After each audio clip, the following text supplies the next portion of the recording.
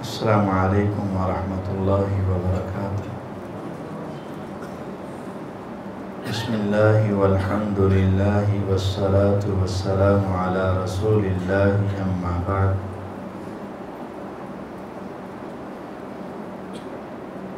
گزشتہ درس کے درمیان ہم نے جماعت کے ساتھ نماز پڑھنے کے حوالے سے احادیث پڑھی تھی، اور ابھی اسی باب کا جو دوسرا حصہ ہے امامت اور اقتداء، اس کے حوالے سے روایات پڑھیں گے۔ باب دو حصوں پر مشتمل تھا، صلاۃ الجماعت والامامہ، نماز با جماعت اور امامت کا بیان۔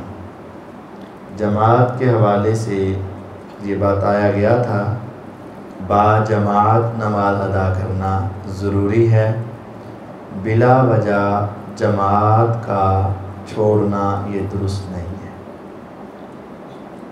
امامت کے حوالے سے حدیث ہے، سیدنا ابو ہریرہ رضی اللہ تعالی عنہ فرماتے ہیں، قال رسول اللہ صلی اللہ علیہ وسلم، انما جعل الامام لیؤتم بہ، فاذا کبر فکبروا ولا تکبروا حتی یکبر،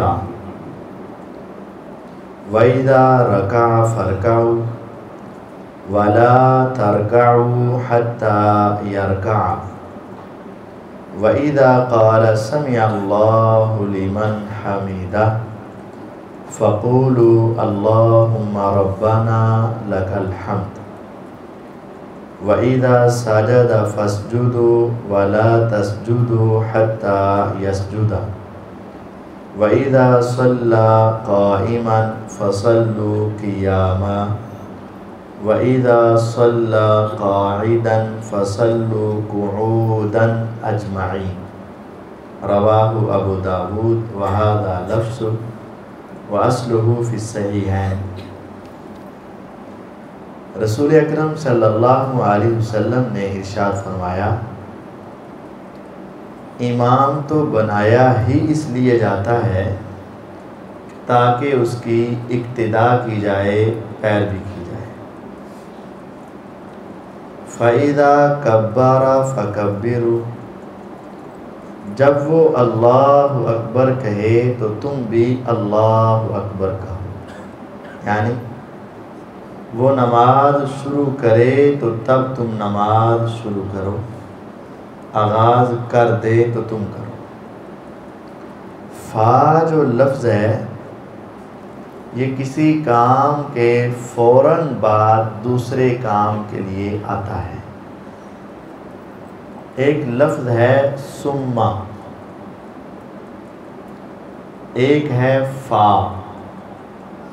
یہ دونوں ہی ایک کام کے بعد دوسرے کام کے لیے استعمال ہوتی ہے، لیکن فرق یہ ہے، فا ایک کام کے فوراً بعد دوسرا کام، ثم ایک کام کے تھوڑی دیر بعد دوسرا کام۔ جیسے تلاوت کے فوراً بعد درس، یہ فا ہو جائے گا، تلاوت پھر نعت نظم اس کے بعد درس، وہ کیا ہو جائے گا، ثم ہو جائے گا۔ یہ فرق ہے دونوں کا، ہے دونوں کا معنی بعد میں، پھر اس کے بعد، لیکن فرق ہے کہ فا فوراً اور ثم تھوڑی دیر بعد۔ یہ ہے فَإِذَا كَبَّرَ فَكَبِّرُوا، جب امام اللہ اکبر کہے تو فوراً تم بھی اللہ اکبر کہو۔ ایک تو ہے کہ امام کے بعد کہنا ہے، اور دوسرا ہے زیادہ دیر بعد نہیں کہنا، فوراً کہنا ہے۔ بعض لوگ امام کے ساتھ یا امام سے پہلے، تو وہ فا پر عمل نہیں کر رہے، فا پر عمل ہوگا جب کیا ہوگا، بعد میں۔ اور بعض لوگ کافی دیر بعد وہ بھی فا پر عمل نہیں کر رہے، وہ سما پر عمل کر رہے۔ تو یہ ہے فَإِذَا كَبَّرَ فَكَبِّرُوا، جب وہ اللہ اکبر کہے تو فوراً تم بھی اللہ اکبر کہو، یعنی نماز شروع کرو۔ وَلَا تُكَبِّرُوا حَتَّى يُكَبِّرَ، اب اسی بات کو مزید نکھار کر بیان کیا گیا، تم نے اس وقت تک اللہ اکبر نہیں کہنا جب تک امام اللہ اکبر نہ کہے، یعنی امام کے بعد کہنا ہے، اس وقت تک نہیں کہنا جب تک وہ کہہ نہ لے۔ وَإِذَا رَكَعَ فَارْكَعُوا، جب وہ رکوع کرے فَارْكَعُوا تو فوراً تم بھی رکوع کرو، یعنی پہلے نہیں بعد میں، اور بعد میں لیٹ نہیں، فوراً۔ وَلَا تَرْكَعُوا حَتَّى يَرْكَعَ، اور نہیں تم نے رکوع کرنا حتیٰ کہ وہ رکوع کر لے، وہ رکوع میں جائے تو تم نے جانا ہے، اس سے پہلے نہیں جانا۔ وَإِذَا قَالَ سَمِعَ اللَّهُ لِمَنْ حَمِدَهُ، اور جب وہ سمع اللہ لمن حمیدہ کہے گا، فَقُولُوا اللَّهُمَّ رَبَّنَا لَكَ الْحَمْدُ، تو تم کہنا اللہم ربنا لک الحمد۔ یہ بھی اشارہ تھا کہ سمع اللہ لمن حمیدہ کہے تو تم اٹھ جانا، اور اس کے بعد تم اللہم ربنا لک الحمد کہنا۔ اچھا، یہاں سے بعض لوگوں کو یہ خیال ہوا ہے کہ امام جب رکوع میں گیا اس نے اللہ اکبر کہا، ہم بھی کہیں گے، رکوع سے اٹھا تو اس نے سمیع اللہ کہنا ہے تو ہم کیا کہیں گے؟ اللہم ربنا لک، یعنی سمیع اللہ نہیں کہیں گے۔ اور آپ نے عموماً سنا ہوگا حرمین میں بھی، تو وہ پیچھے پیچھے ایک مکبر جو ہوتا ہے تو وہ ربنا ولک الحمد اونچی آواز سے کہتا، وہ سمیع اللہ نہیں کہتا۔ تو یہ ایک غلطی ہے۔ یہاں موقع بتایا جا رہا ہے کہ تم نے کیا کہنا ہے۔ یہاں لازم نہیں ہے کہ تم نے پہلا کلمہ چھوڑ کر دوسرا کلمہ کہنا ہے، یعنی امام سمیع اللہ کہے گا تو تم ربنا ولک الحمد یا اللہم لک الحمد کہو گے۔ اس بات کو سمجھنے کے لیے ایک دوسری حدیث کو سمجھنا ضروری ہے۔ وہ دوسری روایت پہلے گزر چکی ہے۔ وہ روایت یہ تھی، اذا قال الامام غیر المغضوب علیہم ولا الضالین فقولوا آمین، جب امام غیر المغضوب علیہم ولا الضالین کہے گا تو تم آمین کہنا۔ یہاں ہے جب امام سمیع اللہ لمن حمیدہ کہے گا تو تم اللہم ربنا لک الحمد کہنا۔ دونوں روایتوں کا انداز ایک ہو گیا، ایک میں امام ولا الضالین کہے گا تو تم نے آمین کہنا، اور ایک میں ہے کہ امام سمیع اللہ کہے گا تو تم نے ربنا ولک الحمد کہنا۔ اب اس سے بعض لوگوں کو یہ شبہ ہوا کہ ایک کام امام کا ہے اور ایک کام مقتدی کا ہے، لیکن یہ خیال درست نہیں ہے۔ کیوں؟ دوسری حدیث میں ہے کہ امام بھی آمین کہے گا، امام جب آمین کہے تو تم بھی آمین کہو۔ اگر ہم یہ پہلی حدیثوں کو دیکھ کر کام الگ الگ تقسیم کر دیتے کہ امام کا کام ہے ولا الضالین کہنا اور مقتدی کا کام ہے آمین کہنا، تو اس کا الٹ یہ بنا کہ امام جو ہے وہ آمین نہیں کہے گا اور مقتدی جو ہے وہ ولا الضالین نہیں کہے گا۔ پھر تو ایسا معنی درست نہیں، امام ولا الضالین بھی کہے گا اور امام آمین بھی کہے گا، اسی طرح مقتدی ولا الضالین بھی کہے گا اور مقتدی آمین بھی کہے گا۔ تو جس طرح امام اور مقتدی دونوں نے فاتحہ بھی پڑھنی تھی اور دونوں نے آمین بھی کہنی تھی، اسی طرح دونوں نے سمیع اللہ لمن حمیدہ بھی کہنا ہے اور ربنا ولکل حمد بھی کہنا ہے. ایک کام امام کا اور ایک کام مقتدی کا، یہ کیٹاگری طے نہیں ہوئی. اصل میں وہ وقت بتایا جا رہا ہے کہ امام کے سمیع اللہ ختم کرنے سے پہلے تم نے اللہم ربنا لکل حمد نہیں کہنا. تمہارا اللہم ربنا لکل حمد امام کے سمیع اللہ کے بعد ہونا چاہیے، اور تمہاری آمین جو ہے امام کی ولضالین کے بعد ہونی چاہیے، اس کے ساتھ یا اس سے پہلے نہیں ہونی چاہیے. یہ مطلب ہے اس روایت کا. سمجھ آئی بات؟ پھر سمجھ لیں. بعض لوگ یہ کہتے ہیں اس حدیث میں ہے کہ جب امام سمع اللہ لمن حمیدہ کہے تو تم نے اللہم ربنا لک الحمد کہنا ہے. اس سے یہ مسئلہ اخذ کیا گیا کہ امام سمع اللہ کہے گا، تم اللہم ربنا لک الحمد کہو گے، تم نے سمع اللہ نہیں کہنا. تو ہم پھر اس سے پوچھیں گے کیا امام نے اللہم ربنا لک الحمد نہیں کہنا؟ کہتا ہے کہنا ہے. تو اگر امام مقتدی والا جملہ بولے گا تو مقتدی بھی امام والا جملہ بولے گا. اگر آپ یہ دونوں کے الگ الگ کام بتاؤ گے تو اسی طرح کی حدیث ہے کہ امام ولضالین کہے تو تم آمین کہو. کیا مقتدی ولضالین نہیں کہے گا؟ کہے گا. تو جہاں وہاں ولضالین کہے گا تو یہاں مقتدی سمع اللہ بھی کہے گا. کیا امام آمین نہیں کہے گا؟ کہے گا. تو پھر مقتدی والا کام اگر امام کر رہا ہے تو امام والا کام مقتدی بھی کرے گا. اصل میں یہاں وہ جگہ وقت بتانا مقصود ہے. امام سمع اللہ لمن حمیدہ کہہ لے تو اس کے بعد تم نے ربنا ولک الحمد کہنا ہے. اس کے کہنے کے درمیان میں یہ جملہ نہیں بولنا. وَإِذَا سَجَدَ فَاسْجُدُوا، اور جب وہ سجدہ کرے تو تم سجدہ کرو. امام کے سجدے کے فوراً بعد سجدہ کرو. وَلَا تَسْجُدُوا حَتَّى يَسْجُدَ، اور امام کے سجدہ کرنے سے پہلے سجدہ نہیں کرنا.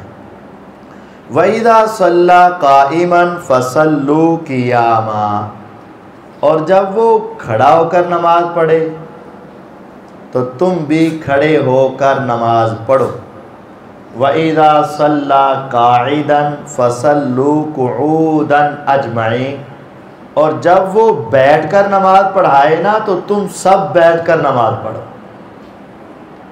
یہ حدیث ہے. امام کی اقتداء اس قدر ہے، امام صحیح ہے، تندرست ہے، کھڑا ہو کر نماز پڑھا رہا ہے تو تم سب کھڑے ہو کر. اگر امام بیمار ہے یا کسی وجہ سے معذور ہے، بیٹھ کر نماز پڑھا رہا ہے، تو مقتدیوں کو بھی یہ حکم ہے کہ پیروی کرتے ہوئے تم بھی بیٹھ کے نماز پڑھو. امام کی اقتداء اس قدر ہے، وہ کھڑا ہو کے نماز پڑھائے تم کھڑے ہو کر پڑھو، وہ بیٹھ کر پڑھائے تم بیٹھ کر نماز پڑھاؤ. یہ بھی حکم ہے. لیکن یہ ایک روایت کو دیکھ کر پورا مسئلہ ثابت نہیں ہوگا. یہ حدیث ابو داود میں 603 نمبر روایت ہے. اب مقتدیوں کے لیے کھڑا ہونا اور بیٹھنا لازم ہے یا نہیں، یہ آگے روایات میں اس کی تفصیل آ رہی ہے. وعن ابی سعید الخدری رضی اللہ تعالی عنہ ان رسول اللہ صلی اللہ علیہ وسلم رأى فی اصحابہ تأخرا فقال تقدموا فأتموا بی ولیأتم بکم من بعدکم. ابو سعید الخدری رضی اللہ تعالیٰ عنہ فرماتے ہیں کہ رسول اللہ صلی اللہ علیہ وسلم نے اپنے صحابہ میں دیکھا کہ وہ ذرا پچھلی صفوں میں رہتے ہیں. رأى فی اصحابہ تأخرا، تاخیر، اپنی صفوں میں ذرا پیچھے. آپ نے فرمایا تقدموا، آگے آؤ، اگلی صفوں میں آؤ. فأتموا بی، تم میری اقتداء کرو، میری پیروی کرو. وَلْيَأْتَمَّ بِكُمْ مَنْ بَعْدَكُمْ، اور تمہاری اقتدا وہ کریں گے جو تمہارے پیچھے. اگر افراد زیادہ ہو جائیں، آواز پیچھے تک نہ جائے، ہلکی ہلکی آواز جائے، تو پھر وہ پیچھے والے اپنے اگلے والوں کو دیکھ کر اپنی حالت کو تبدیل کرتے رہتے. تو آپ نے فرمایا قریب آ جاؤ، آگے آ جاؤ اور میری اقتدا کرو، اور تمہارے پیچھے والے تمہیں دیکھ کر تمہاری اقتدا کریں گے. رواہ مسلم، یہ صحیح مسلم میں روایت ہے. اگر تعداد زیادہ ہو یا سپیکر خراب ہو جائے، پیچھے والوں کو پتہ نہ چل رہا ہو، تو وہ اپنے سے اگلی صف والوں کو دیکھ سکتے ہیں. رواہ مسلم، یہ صحیح مسلم میں 982 نمبر حدیث ہے. وعن زید بن ثابت رضی اللہ تعالی عنہ، زید بن ثابت رضی اللہ عنہ سے روایت ہے، احتجر رسول اللہ صلی اللہ علیہ وسلم حجرتا مخصفہ، اللہ کے رسول صلی اللہ علیہ وسلم نے چٹائی کا ایک حجرہ بنایا. یعنی جس طرح یہ رمضان میں اعتکاف پر بیٹھنے کے لیے لوگ چادریں وغیرہ لٹکاتے ہیں نا، اس طرح آپ نے چٹائی کو لٹکا کر ایک حجرہ بنایا، خیمہ بنایا. فصلی فیہا، تو آپ اس کے اندر نماز پڑھنے لگے. فتتبع الیہ رجال، تو لوگ آپ کو تلاش کرتے ہوئے آپ کے پیچھے پہنچے. وجاءوا یصلون بصلاتہ، اور آپ کے ساتھ وہ نماز پڑھنے میں شریک ہو گئے. یہ حدیث صحیح بخاری اور صحیح مسلم میں ہے. آپ نے ایک حجرہ بنایا، آپ اس میں نماز پڑھ رہے تھے.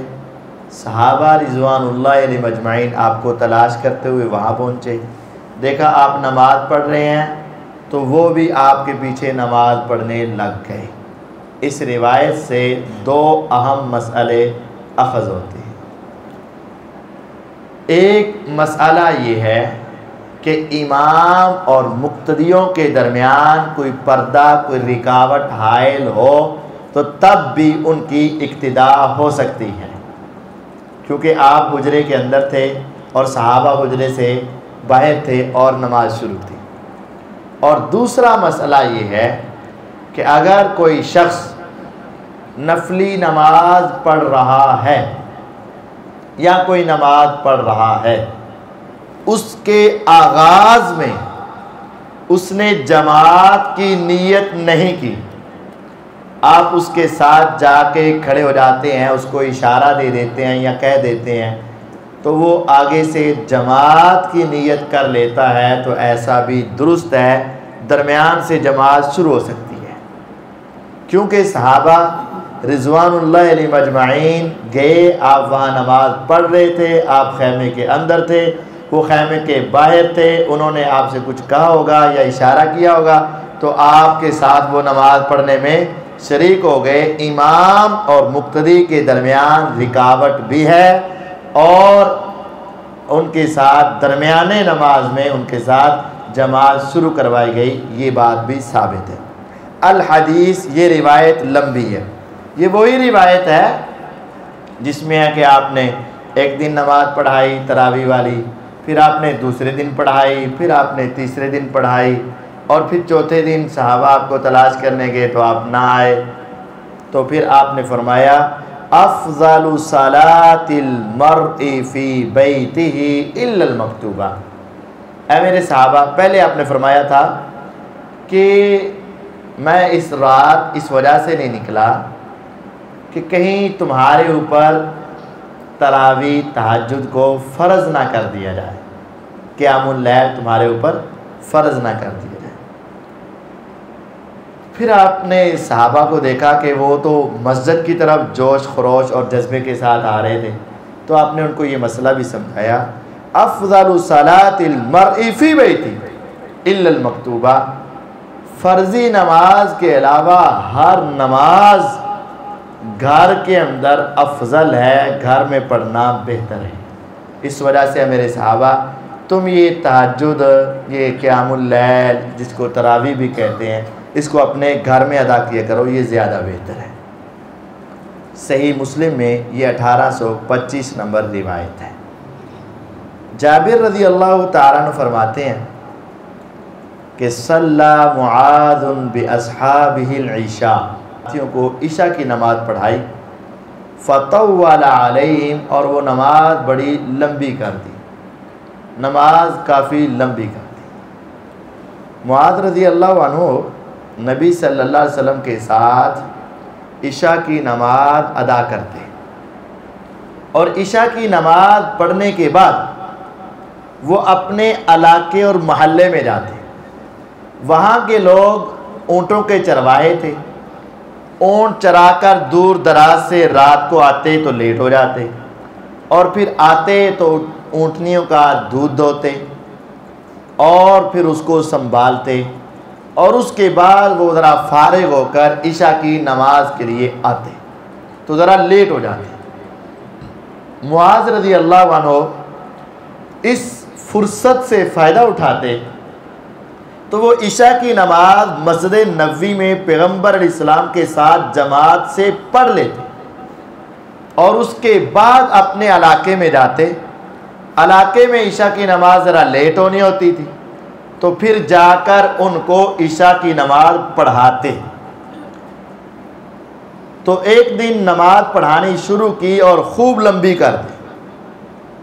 دوسری روایت میں ہے کہ انہوں نے سورۃ البقرہ شروع کر دی، اور ایک شخص اس کو غصہ آیا، سارے دن دے تھکے ہیں تو ہن بقرہ سنیے۔ سورہ بقرہ کتنے سپاروں کی ہے؟ تقریباً 2.5 سپاروں۔ ہماری تو تراویاں نہیں ہوتی،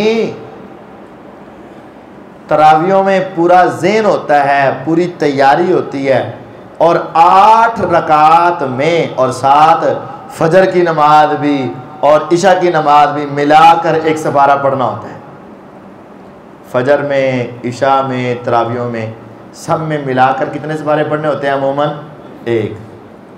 تو لوگ پھر بڑے تھک جاتے ہیں، تو عشاء کی نماز میں 2.5 سپارے سورۃ البقرہ انہوں نے شروع کر لی، اور ان کا طریقہ کار یہ تھا جو سورج شروع کر لیتے تھے پھر ختم کرنے کے بغیر رکوع نہیں کرنا، 1 رکعت میں پڑھ دینی تھی۔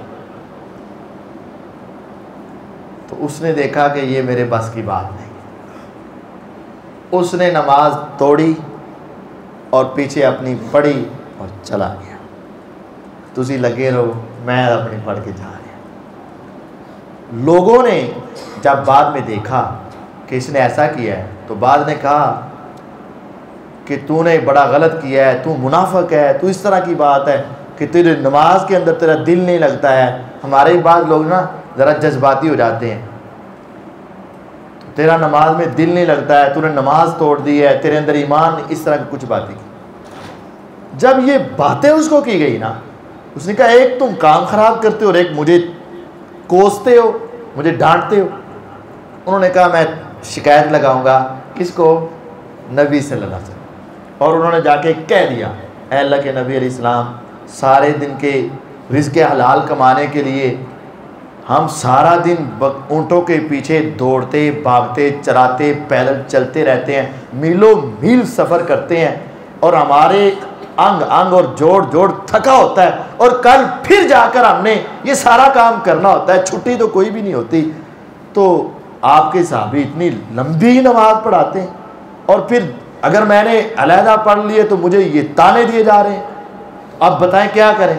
آپ نے فرمایا جا میں خود ہی کر لوں گا۔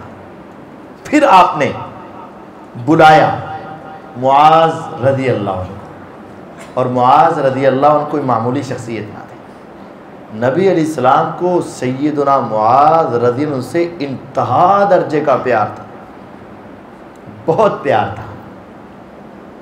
اس کی دلیل یہ ہے کہ آج ہر مسلمان کے دل کی یہ آواز ہے کہ حضور مجھے آپ سے پیار ہے، مجھے آپ سے عقیدت ہے، مجھے آپ سے محبت ہے، لیکن یہ اللہ کو پتا ہے کہ کون اپنے اس دعوے میں سچا ہے اور کون اس دعوے میں جھوٹا ہے، یہ اللہ کو پتا ہے، اور ہمارے عمل بھی اس کی بسا اوقات نشاندہی کر دیتے ہیں۔ لیکن قربان جاؤں، محمد الرسول اللہ صلی اللہ علیہ وسلم نے اخذ بیدی معاذ فقال واللہ انی لأحبک فی اللہ یا معاذ، آپ نے اپنے ان ریشم سے زیادہ نرم ہاتھوں کے ساتھ معاذ رضی اللہ عنہ کے ہاتھ کو تھام کے کہا واللہ انی لأحبک فی اللہ، اللہ کی قسم اے معاذ میں اللہ کے لیے تیرے ساتھ محبت کرتا ہوں۔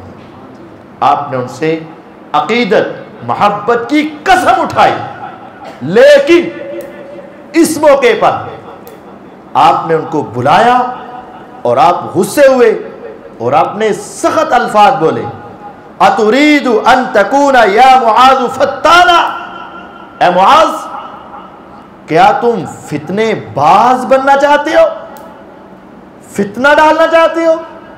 تمہاری وجہ سے عوام الناس میں دو پارٹیاں بن جائیں گی۔ اتريد ان تكون فتانا یا معاذ، اے معاذ تم فتنہ باز بننا چاہتے ہو؟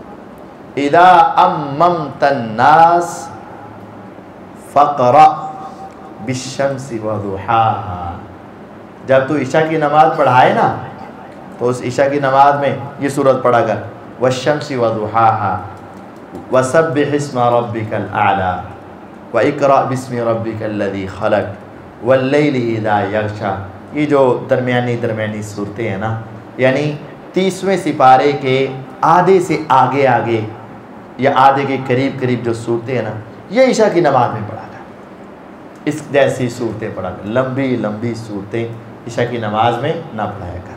یعنی نماز کیا ہونی چاہیے؟ ہلکی ہونی چاہیے، مقتدیوں کا خیال رکھ کے ان کی طبیعت، صحت اور ان کی فرصت کے مطابق نماز کی ادائیگی ہونی چاہیے۔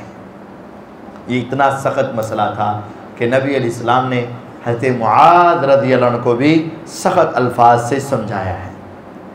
وعن عائشہ رضی اللہ تعالی عنہ فی قصۃ صلاۃ رسول اللہ صلی اللہ علیہ وسلم بالناس وهو مریض، سیدہ عائشہ رضی اللہ تعالی عنہ سے رسول اللہ صلی اللہ علیہ وسلم کی حالت مرض میں جو نماز کا واقعہ ہے اس کے بارے میں روایت ہے، قالت فجاء، کہتی ہیں پیغمبر علیہ السلام درمیان نماز آئے۔ وہ لمبا واقعہ ہے کہ آپ بیمار تھے، آپ نے کہا کہ ابو بکر رضی اللہ عنہ کو نماز کے لیے کھڑا کیا جائے۔ ابو بکر رضی اللہ عنہ نماز پڑھانے لگے اور کئی دن تک پڑھاتے رہے۔ آپ نے مصلی امامت کس کے حوالے کیا؟ ابو بکر رضی اللہ عنہ کے، اور اس وقت امام دار الخلافہ کی بڑی مسجد کا امام وہی ہوتا تھا جو حکمران یا خلیفہ ہوتا تھا، تو آپ نے اپنے مصلی پہ کس کو کھڑا کیا؟ ابو بکر رضی اللہ عنہ، تو بتا دیا کہ میرے بعد اس مصلی پہ کون کھڑا ہوگا؟ ابو بکر۔ تو وہ نمازیں پڑھاتے رہے۔ ایک مرتبہ آپ کی صحت ذرا بہتر ہوئی، طبیعت ذرا بحال ہوئی، تو ایک طرف حضرت عباس رضی اللہ عنہ کے کندھے پہ سہارا لیا آپ نے، اور دوسری طرف علی المرتضیٰ رضی اللہ عنہ کے کندھے پہ سہارا لیا۔ ادھر نماز ہو رہی تھی تو درمیان نماز آپ آ گئے،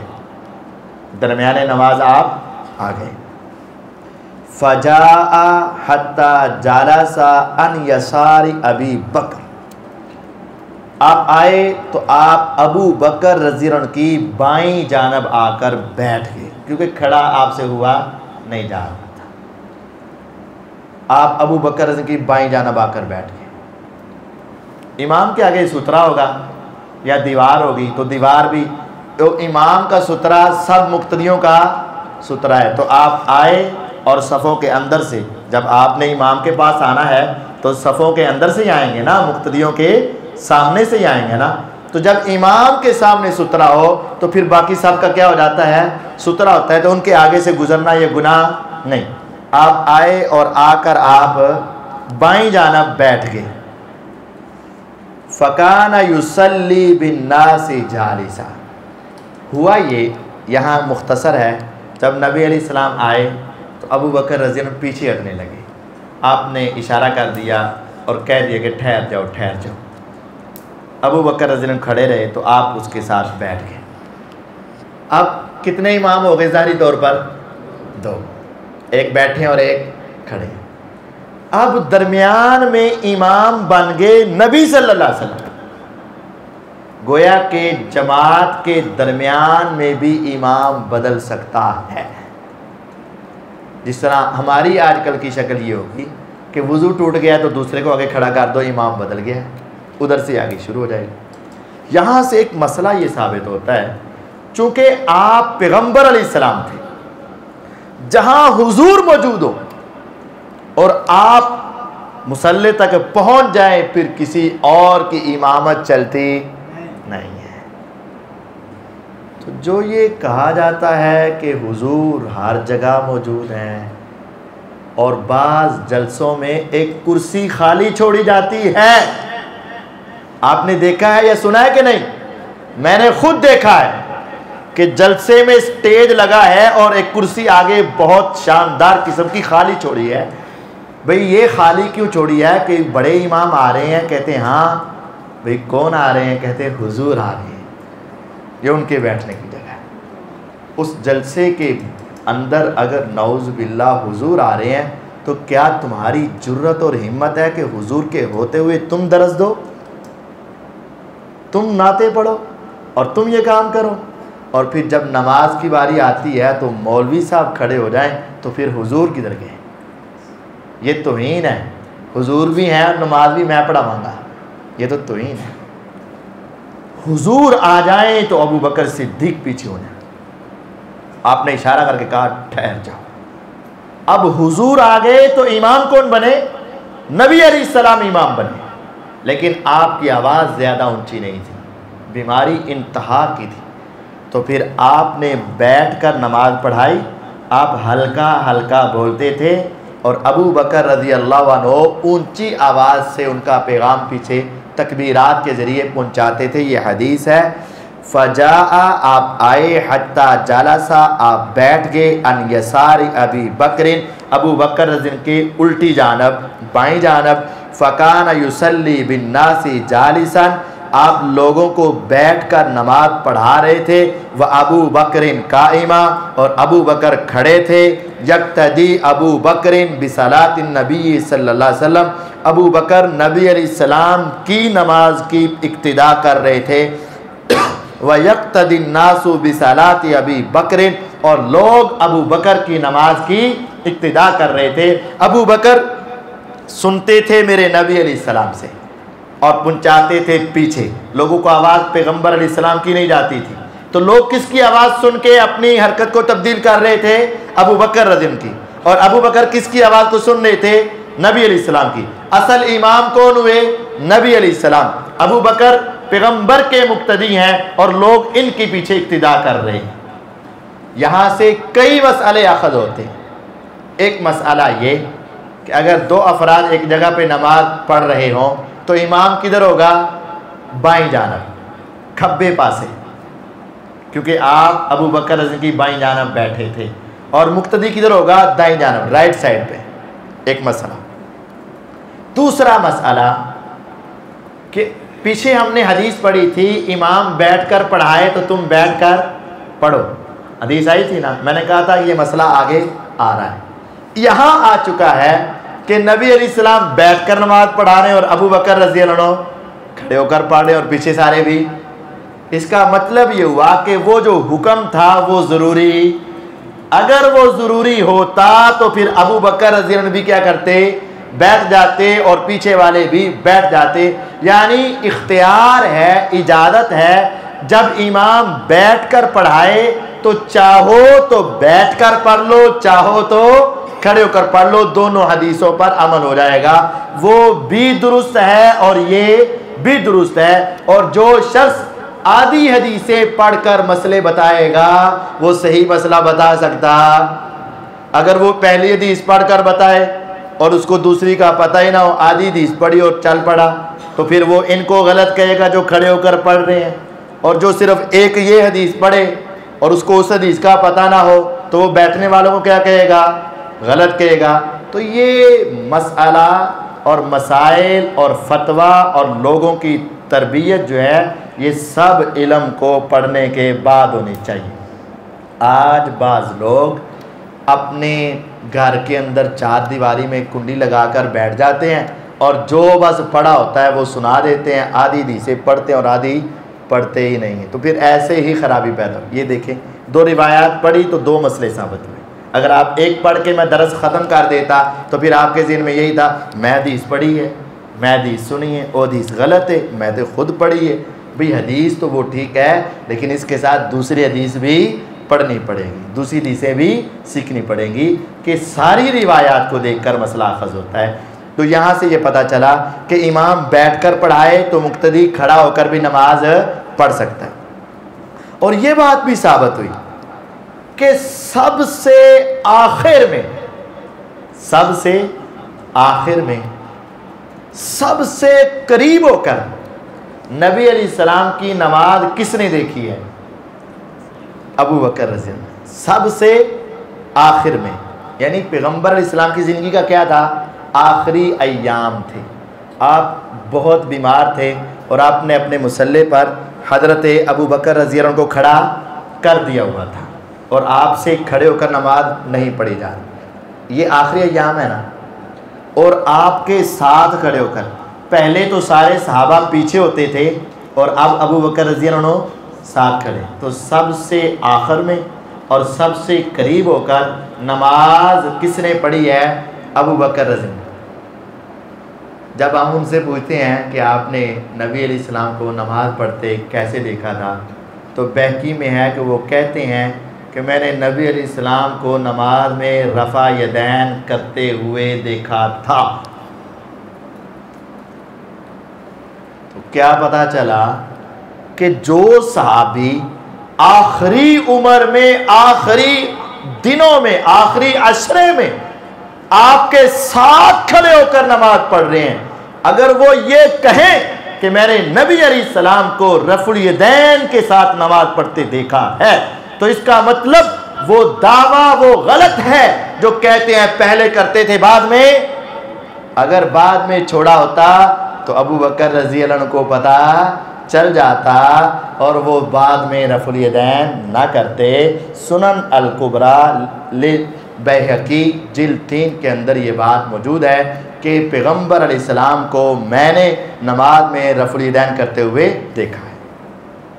یہاں سے ایک بات یہ بھی ہے کہ نبی علیہ السلام تو نماز کے درمیان آئے اور وہ نماز کے اندر شامل ہو گئے، کیونکہ حضور کے ہوتے ہوئے کوئی اور جماعت کروا سکتا۔ اب یہ مسئلہ تو نہیں ہے کہ امام لیٹ آئے تو وہ امام کسی کو پیچھے کر دے یا ساتھ کھڑا ہو جائے، اتنا تو نہیں ہم کہیں گے، لیکن یہ ہے کہ امام کے آنے کا انتظار کر لیا جائے، اور اگر امام وضو کر رہا ہے تو کسی اور کو کھڑا نہ کیا جائے، اور اگر کھڑے ہو بھی گئے ہیں ابھی نماز شروع نہیں ہوئی، امام آ گیا ہے تو امام کو ہی آگے آنے دیا جائے۔ کم از کم اتنا تو ہونا چاہیے نا، وہ تو نماز کے درمیان میں میرے نبی علیہ السلام آ گئے اور آپ نے جماعت شروع کروا لی۔ اب جماعت کے درمیان تو ہم نہیں کہیں گے، لیکن کم از کم نماز شروع ہونے سے پہلے اگر حقیقی امام جو وہاں کا مقرر ہے وہ آ جائے تو اس کو مصلی پر آنے دیا جائے، اور اگر وہ 1-2 منٹ لیٹ ہو جائے تو اس کا انتظار کیا جائے۔ وضو کر رہا ہے تو شور نہ مچایا جائے اور کسی اس کو کھڑا کرو اس کو کھڑا کرو، ایسی باتیں نہ ہوں۔ 2-3 منٹ کوئی زیادہ نہیں ہے، کم از کم 2 منٹ، گھڑی کے 2 منٹ دیکھ کر تو انتظار ہو جانا چاہیے نا۔ ہاں اس کے بعد نہیں آیا تو کسی اور کو کھڑا کر دیں، لیکن ہمارے ہاں تو ٹوں ہونے کی دیر ہے، یہ گھڑیاں لگی ہیں نا، بس ٹوں ہونے کی دیر ہے، آنن فانن جس کو مرضی بس کھڑا کر دو اس کو۔ یہ غلط ہے، امام کا انتظار ہونا چاہیے۔ وعن ابی ہریرہ رضی اللہ تعالی عنہ، ابو ہریرہ رضی اللہ تعالیٰ عنہ فرماتے ہیں ان نبی صلی اللہ علیہ وسلم قال، پیغمبر علیہ السلام فرماتے ہیں اذا اما احدکم الناس فلیخفف، جب تم میں سے کوئی ایک لوگوں کی امامت کروائے نا تو وہ ہلکی نماز پڑھائے۔ فإن فیہم الصغیر، کیونکہ نماز پڑھنے کے لیے بچے بھی آتے ہیں، والکبیر، اور بوڑھے بھی آتے ہیں، والضعیف، کمزور جسم والے بھی آتے ہیں، وذا الحاجہ، اور ضرورت مند بھی آتے ہیں۔ کسی نے دیکھا ہوتا ہے کہ اتنے بجے نماز ہے، 4 بجے نماز ہے، 4:15 ختم ہوگی تو میں پہنچ جاؤں گا، 4:30 بجے وہاں پہنچ جاؤں گا، ٹائم ہے۔ تو اگر آپ نماز ہی 4:30 تک لمبی کر دیں تو وہ دوبارہ کہے گا نہیں میں اتھے جا کے پڑھاں گا، میں اے امام پیچھے نماز نہیں پڑھوں، تو یہ نماز بڑی مختصر ہو۔ فَإِذَا صَلَّى وَحْدَهُ فَلْيُصَلِّ كَيْفَ شَاءَ، جب وہ اکیلا نماز پڑھے جتنی چاہے لمبی پڑھے، لیکن جماعت کروا رہا ہے تو لمبی ہونی چاہیے۔ متفق علیہ، یہ صحیح بخاری اور مسلم کے اندر روایت موجود ہے۔ اللہ تعالیٰ میں سمجھنے اور اپنی اصلاح کرنے کی توفیق عطا فرمائے۔ آج الحمدللہ ہماری 400 روایات ہو چکی ہیں۔